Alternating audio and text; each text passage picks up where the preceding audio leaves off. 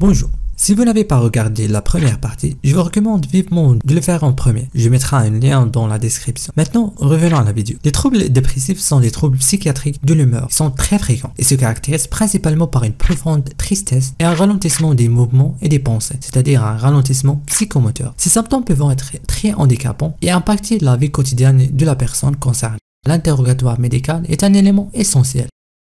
En ce qui concerne le traitement des troubles dépressifs, il vise d'abord à réduire la souffrance et l'incapacité causée par la dépression, afin que la personne puisse retrouver une qualité de vie normale et diminuer le risque suicidaire et réduire la durée de l'épisode dépressif, en évitant ainsi une évolution vers une dépression chronique qui sera plus difficile à traiter. Avant de mettre en place un traitement, il est essentiel d'évaluer la sévérité des troubles dépressifs. Pour cela, des études comme l'échelle de Hamilton sont utilisées afin de mesurer l'intensité des symptômes en évaluant plusieurs aspects. Il est aussi important d'évaluer le risque suicidaire et l'état général de la personne. Dans certaines situations, une hospitalisation peut être nécessaire. C'est le cas lorsque la dépression est sévère ou accompagnée de la mélancolie, une forme qui est grave, caractérisée par une perte totale de plaisir, une grande culpabilité et parfois des idées délirantes. L'hospitalisation est aussi recommandée lorsque le risque suicidaire est très élevé, afin d'assurer la sécurité du patient. Si la personne n'est plus en mesure de se prendre en charge seule, l'hospitalisation peut aussi être décidée soit à la demande d'un tiers, c'est-à-dire de la famille ou des proches, soit sur l'hospitalisation d'office, imposée en cas de danger immédiat.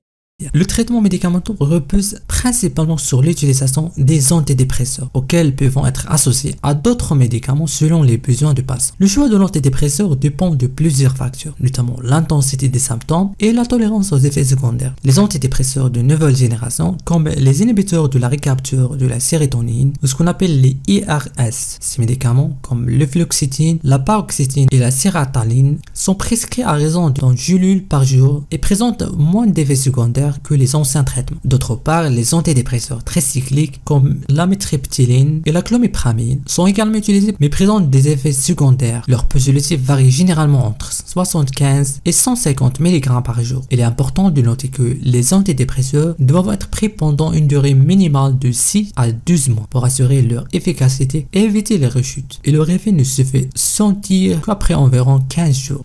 Dans certaines situations, il est nécessaire d'associer d'autres médicaments aux antidépresseurs afin de mieux gérer certains symptômes spécifiques. Pour lutter contre l'angoisse, des anxiolytiques comme l'alprazolam sont souvent prescrits à une dose de 1 à 2 mg par jour. Pour abaisser l'agitation et améliorer le sommeil, un neuroleptique sédatif comme le lévomépromazine peut être ajouté accompagné d'un correcteur végétatif afin d'atténuer ses effets secondaires. Et en cas d'insomnie persistante, un hypnotique comme le zolpidem peut être pris à raison de 1 à 2 comprimés au coucher.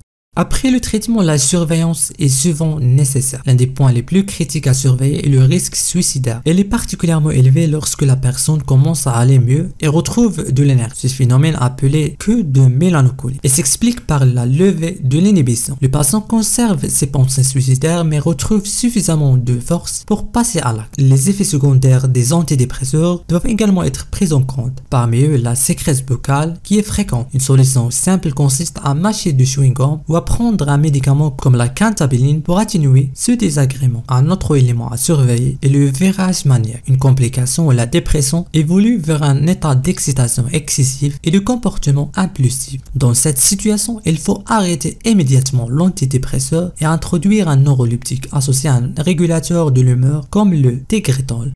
Dans des formes sévères de dépression, un traitement par les électroconvulsions thérapeutiques, ou ce qu'on appelle l'ECT, peut être envisagé. Cette technique, pratiquée par un psychiatre dans un milieu spécialisé, est indiquée dans plusieurs situations. En cas de mélancolie stupéreuse ou délirante, c'est-à-dire lorsque la personne est dans un état de grande inertie ou présente des idées délirantes. Cette technique est aussi indiquée en troisième intention lorsque la dépression est sévère et résistante au traitement médicamenteux habituel et lorsque les antidépresseurs sont contre-indiqués, par exemple chez une femme enceinte au premier trimestre, car l'ECT n'a aucun effet néfaste sur le fœtus. L'ECT est l'un des traitements les plus efficaces avec un taux de succès pouvant atteindre jusqu'à 90%. Finalement, la psychothérapie et la sociothérapie. Au-delà des traitements médicamenteux, un accompagnement psychologique est toujours recommandé. La thérapie cognitivo-comportementale, ou ce qu'on appelle la TCC, aide à modifier les pensées négatives et les comportements inadaptés. Le soutien psychologique est aussi important. Il permet à la personne de se sentir écoutée et accompagnée tout au long de son parcours. Merci d'avoir regardé jusqu'à la fin et à la prochaine.